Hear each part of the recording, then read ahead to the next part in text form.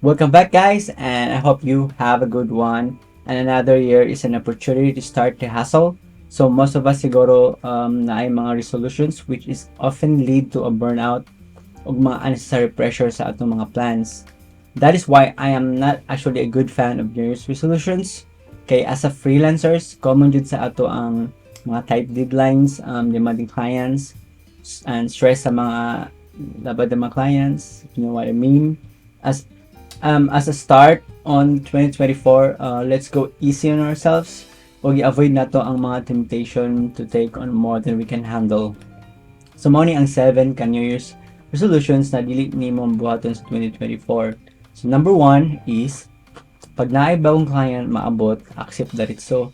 So, nito ba kinahanglan ma-notify sa imong phone or email na na-invite og new project? Meaning, naay new opportunities. Pero crucial kay na siya sa mga new clients na dili mo align sa imong mga goals o workload capacity. Let's just say dung ano nimo imong clients so naa kay katulo, one way ticket na padung sa work and feel kung full time o lang tulo or duwa lang ka full time isa lang ka side hustle nimo, so which means na ma-burn out jud na imong oras kung dili nimo ma-manage. Pamili pud og client nga comfortable ang work hours of work. Like sa ako nga client is nako isa from Australia and ikaduha is from New Zealand. So dili ra kayo tanto mag-conflict ang oras of work. Like mag-start man ko work sa New Zealand kay 7 a.m. and then sa akong Australia 9 to 10 ish. So mauna dyan ako isa client din pag wala na urgent task doon ko sa Australia na ako nga client. So dili kay tanto conflict sa oras of work, makatulog pud ko gabi, so na-jud ko energy that day. Number 2 is masiro na ako tanang online skills karon 2024.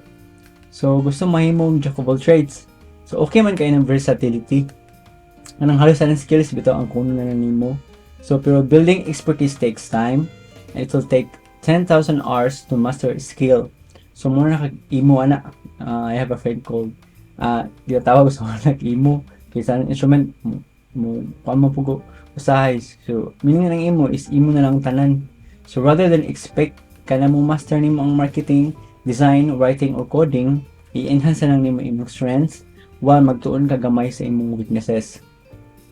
So number 3 is into 2024, dapat mag-reply ko dito sa mga messages ng client. So, gusto ta may mga professional, no? O one way, is dapat responsive ka sa mga request ni client. Pero, let's be real, guys.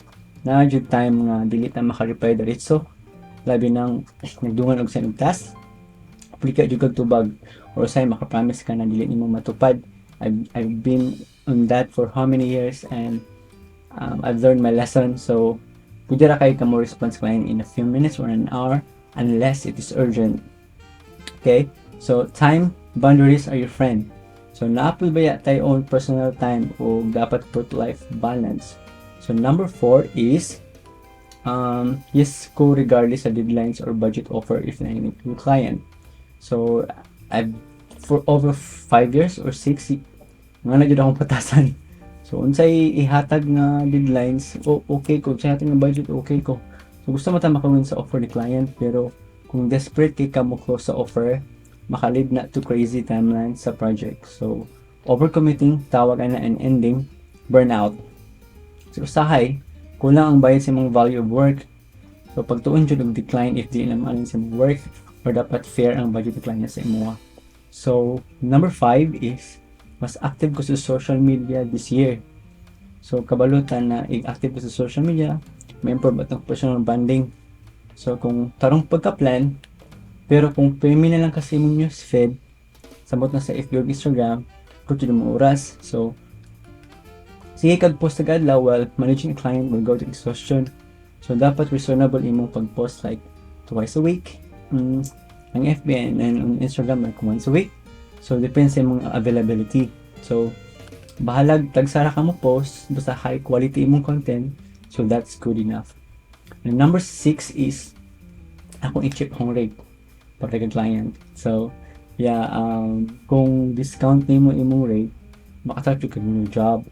Well, if new pa ka sa VA industries, pwede siguro, pero Lisod ka na i-sustain long term na what? Because know your worth, guys. I-adjust yung raise accordingly. Yung skill level is worth $40, then go. Kung bisag 5 years na kag-VA na $3 per hour Japon ka, burnout. So, ang labasan na kay it will take a amount of time to get to your financial goals.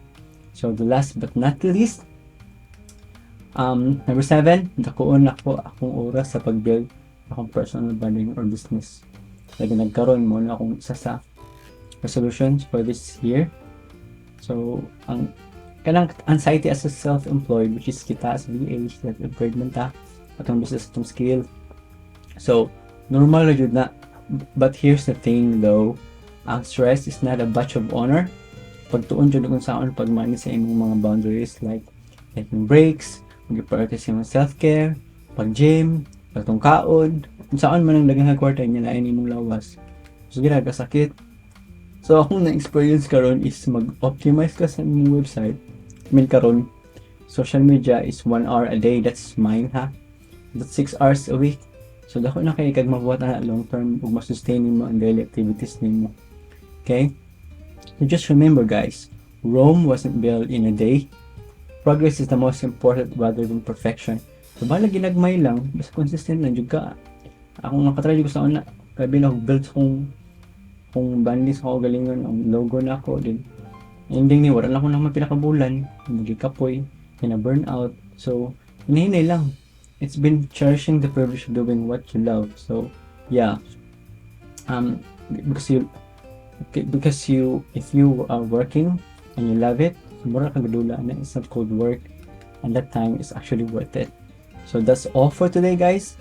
If you've learned a lot from this video, please do like this video, and if you're new to the channel, please do subscribe, and thanks for watching.